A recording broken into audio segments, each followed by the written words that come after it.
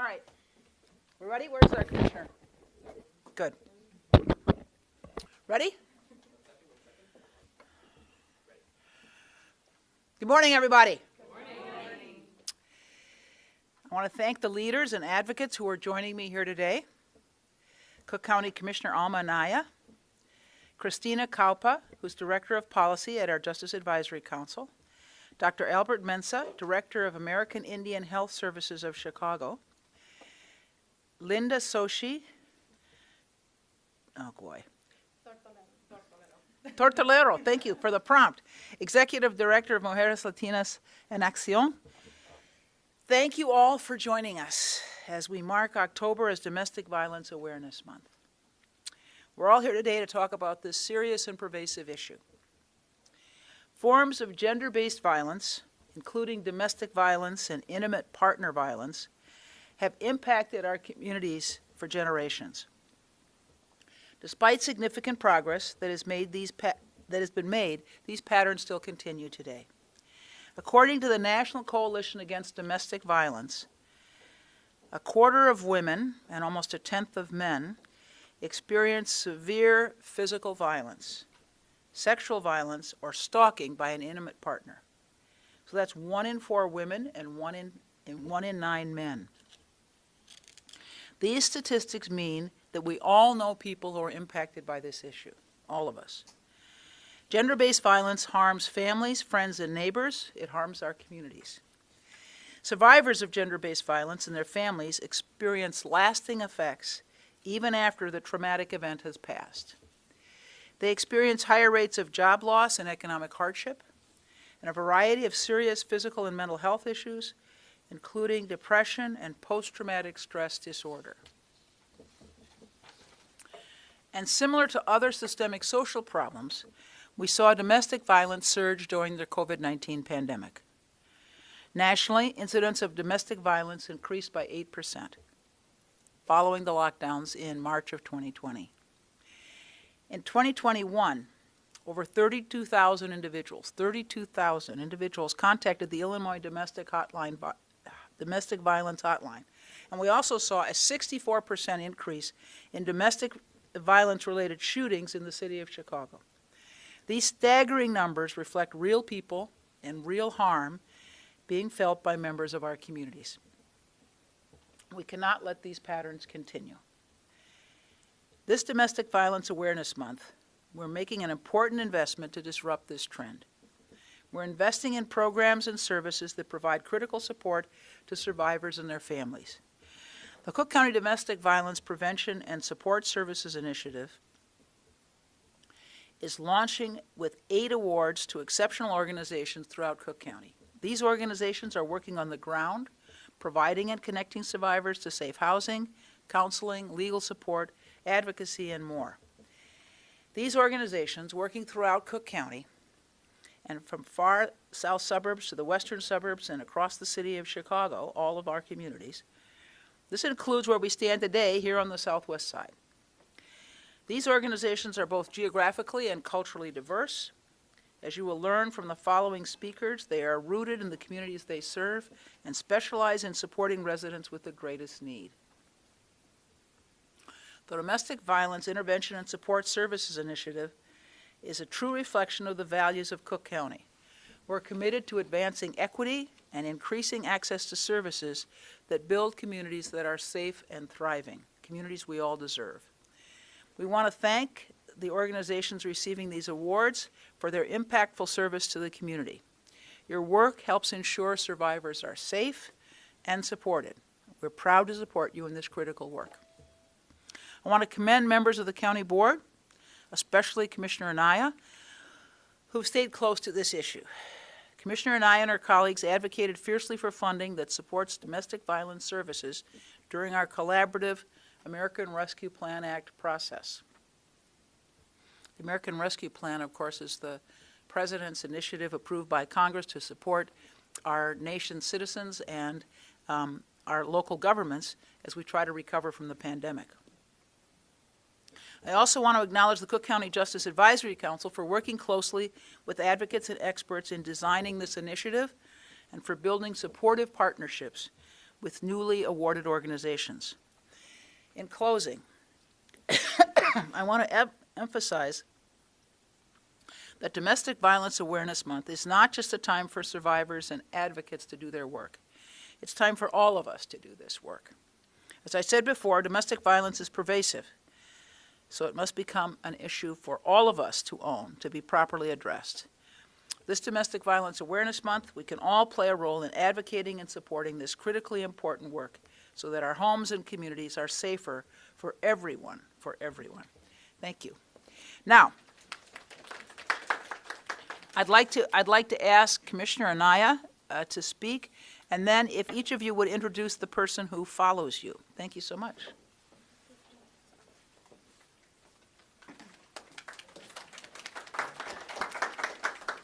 Good morning. Good morning. I'm a little shorter than Madam President.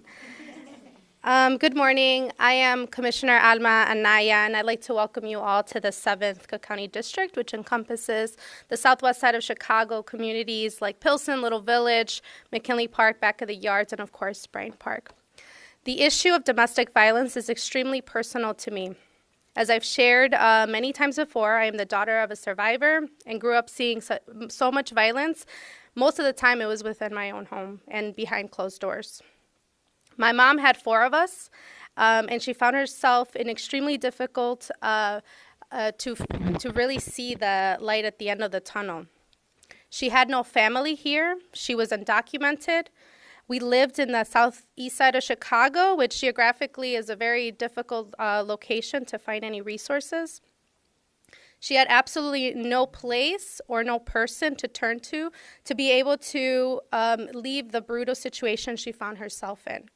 This created living conditions that put her actual life in danger.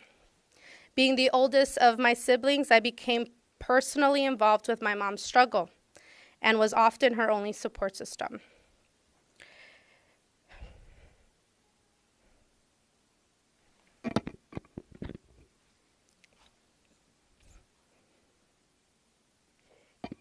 We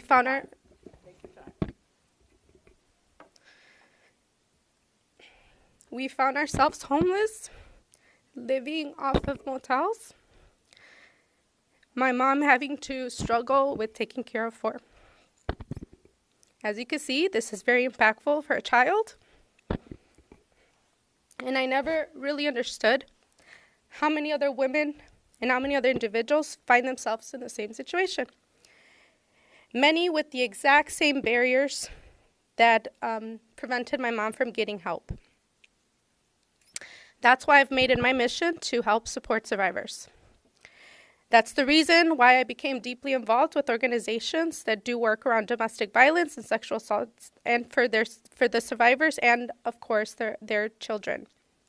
It's why I created positions for survivor navigators under the state's attorney's office in 2019.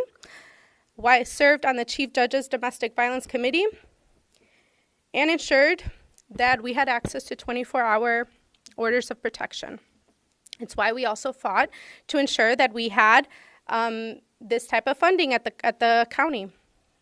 And this is why I will continue to push for court advocate services in our courthouses after they have been reduced because of the VOCA cuts. To Madam President, and to the many that have made this grant possible under the Justice Advisory Council, to Abbott, Christina, Ali, I thank you. I thank you from the bottom of my heart because I promise you that you're saving lives. VOCA funding has been cut extremely and has impacted the same programs that we are now hoping to support. I'm extremely familiar with organizations that are receiving the grant, and I know their dedication, and I know their impact. There is no doubt that they will have the positive impact that I wish my mom had and the positive impact that our communities deserve. We must stop turning the blind eye on domestic violence. It exists. It damages people. It creates cycles of abuse, and it is extremely dangerous to think that it doesn't. I was extremely disheartened to continue to see that there's less funding for domestic violence because it's not gone. The pandemic showed us that it's not gone. This, just because it happens behind closed doors, we know that it will manifest outside those same doors. So providing this additional $5 million to help much needed support for the survivors, their children, and their family is extremely crucial. So I thank you once again. Hola, buenos días. Me llamo Alma Naya. Soy comisionada del 7º Distrito del Condado de Cook. Son los vecindarios de La Villita, Pilsen, McKinley Park, Becca the Yards y Brighton Park. Hoy lo que estamos hablando es sobre el dinero, los $5 millones que se va a dar parte del condado a las organizaciones que van a apoyar en cuestiones de violencia doméstica. Sabemos que violencia doméstica no es algo que se ha ido. Sabemos que la violencia doméstica ocurre en nuestras comunidades. Sabemos que es muy importante apoyar a las personas y a las organizaciones que están haciendo este trabajo que es muy duro, que es extremadamente prevente en nuestras comunidades. Y como he compartido varias veces, esto es algo que me afecta a mí personalmente, porque yo soy hija de una sobrevividora de violencia doméstica. Y es por la cual empezamos a luchar en el condado que tengamos este tipo de fondo, este tipo de apoyo para estas organizaciones que hacen tanto trabajo en nuestras comunidades y casi nunca ven el apoyo necesario de los niveles de gobierno. Y es muy importante que esta sea el primer paso y que ojalá podamos continuar apoyando a estas organizaciones que realmente están salvando vidas. Muchas gracias. Thank you. I'd like to ask Dr. Albert Amassad, Director of the American Indian Health Services, to come up.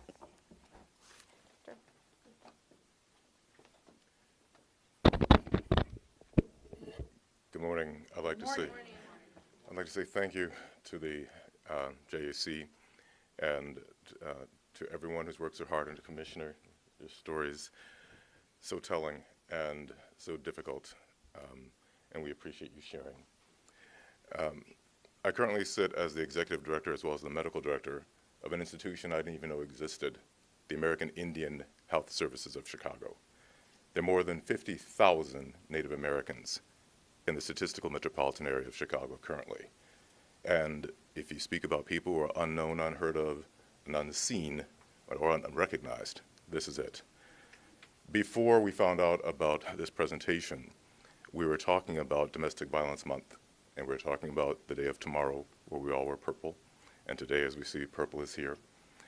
And one of our staff members wrote a letter to the entire staff, sharing her thoughts, her experiences, and her challenges. When I read this letter, it hit me at the core. It touched my soul. And I feel that there's no better way to sort of say thank you than to really have Ms. Serena DeMaso, one of our therapists, come up and share her story. Serena.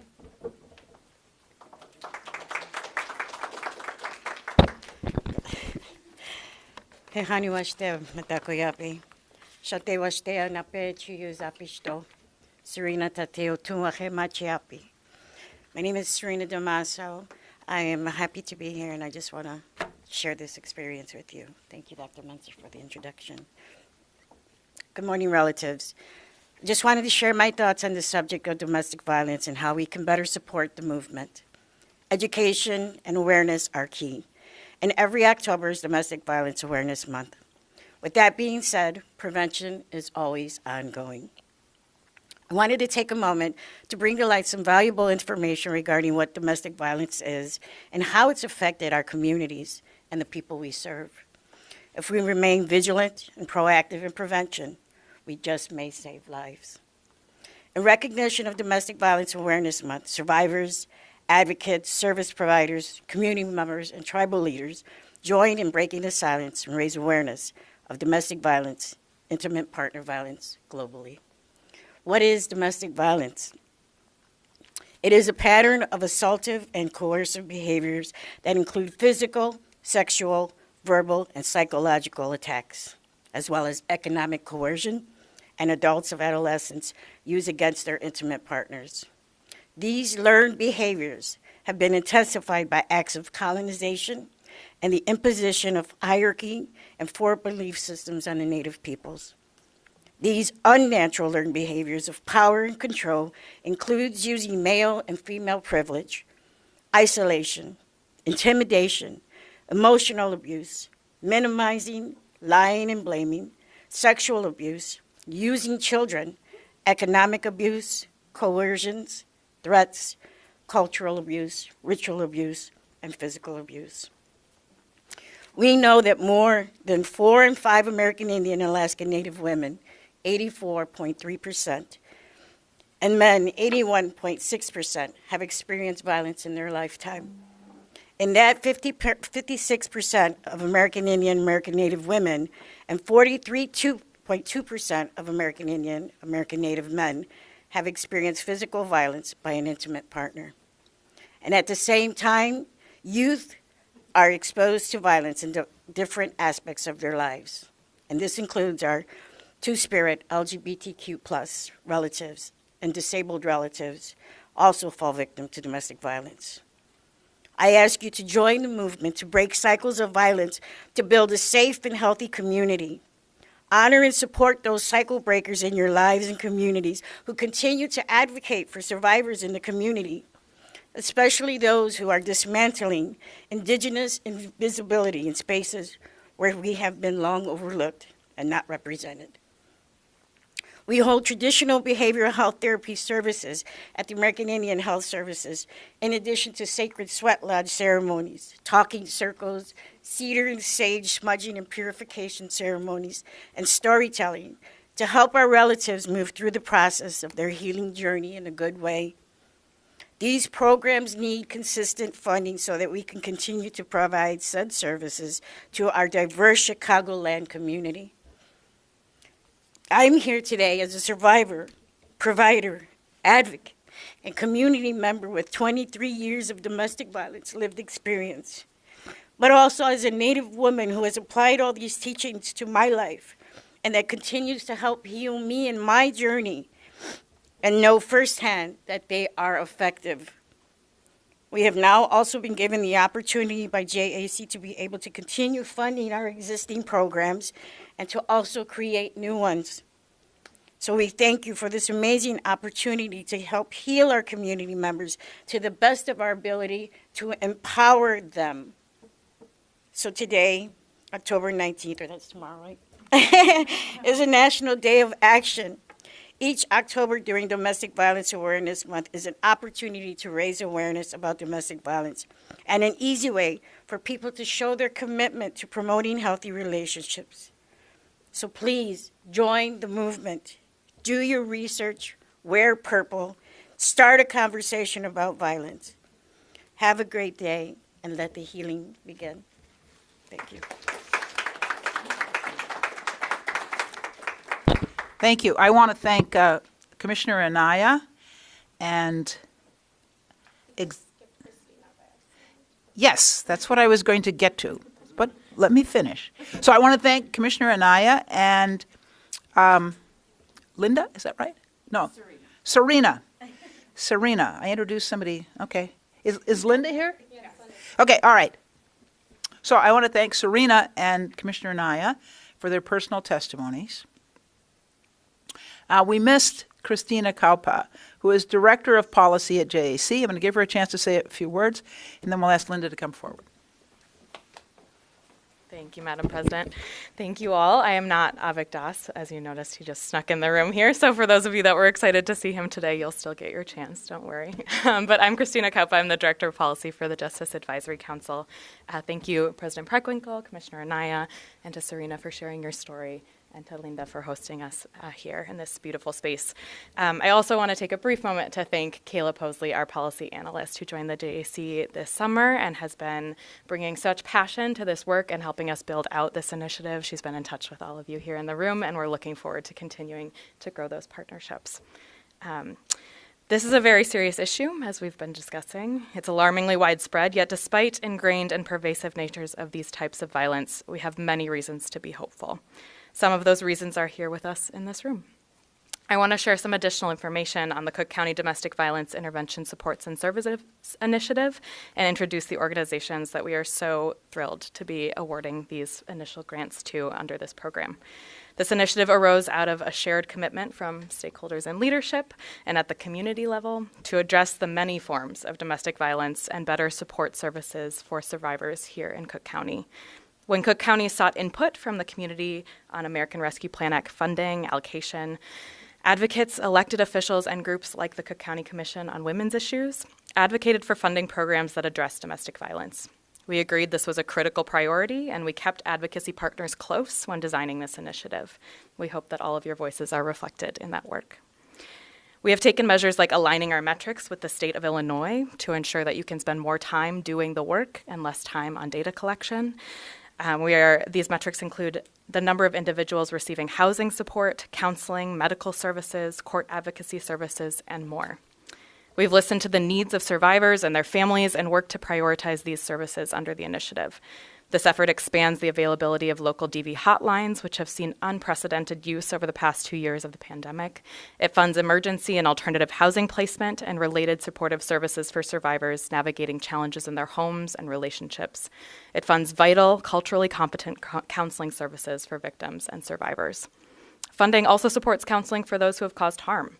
Engaging these individuals is critical to breaking those cycles of harm that the Commissioner spoke about that have persisted in our communities for generations. I want to take a moment to acknowledge the organizations that will be carrying out this important work with us over the next few years. The American Indian Health Services of Chicago, a new Building Beyond Violence and Abuse, the Crisis Center for South Suburbia, CONWIN, Mujeres Latinas en Acción, the Network Advocating Against Domestic Violence, Sarah's Inn, and Wings.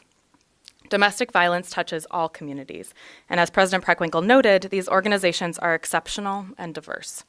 They have strong histories of advocating for and supporting survivors with different backgrounds from across Cook County. They have the nuanced skills and expertise needed to reach, support, and empower survivors of gender-based violence. The Cook County Justice Advisory Council, or JAC, is incredibly proud to be supporting organizations doing such important work. Thank you all for the work that you do each and every day and for your enduring commitment to supporting the recovery and safety of all of those impacted by domestic violence. Our next speaker is from Mujeres Latinas en Acción. They will share their insight as leaders working in this space. These organizations we're hearing from today are anchoring institutions within their communities, supporting, connecting, and celebrating residents and their cultures.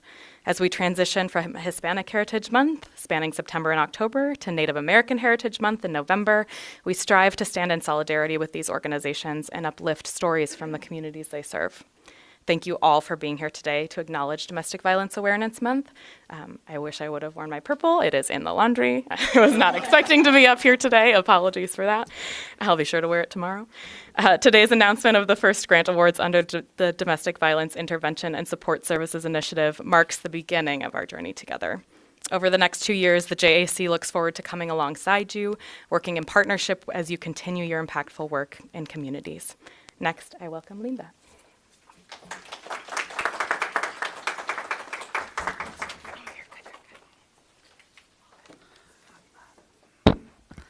Good morning, buenos días. Bienvenidos y bienvenidas. Welcome to Mujeres Latinas en Acción's Brighton Park office. My name is Linda Tortolero, and I am the president and CEO of Mujeres Latinas en Acción. For those that don't know, Mujeres is the longest-standing Latina organization in the country. We turned 50 years old this year, and we have been a long-standing partner in fighting gender-based violence in the Chicagoland area. We provide culturally specific, trauma-informed services to communities in need throughout Chicago and the surrounding western suburbs of Cook County, and we provide special supports for immigrant, monolingual, Spanish-speaking survivors of domestic violence and sexual assault. In 2002, in partnership with the city's Department of Family and Support Services, Mujeres and other gender-based violence organizations started to provide supervised visitation and safe exchanges in the Chicago area.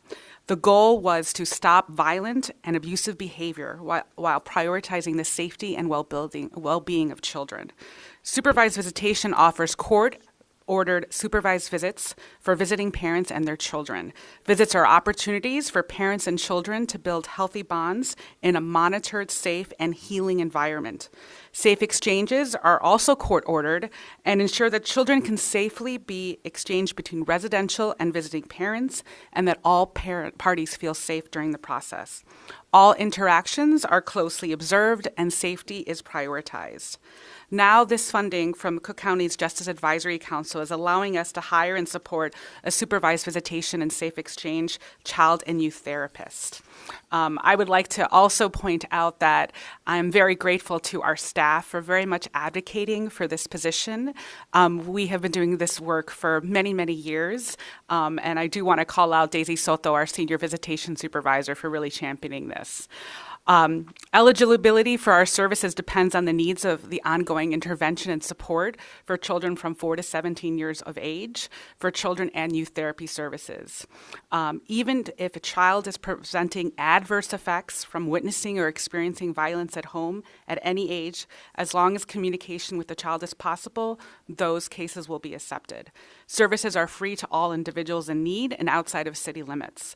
This therapist will provide the assessment and follow-up services to high-risk families to increase bonding between them and their children, help children navigate the visitation setting between both parents, and help families to access additional support so they can heal.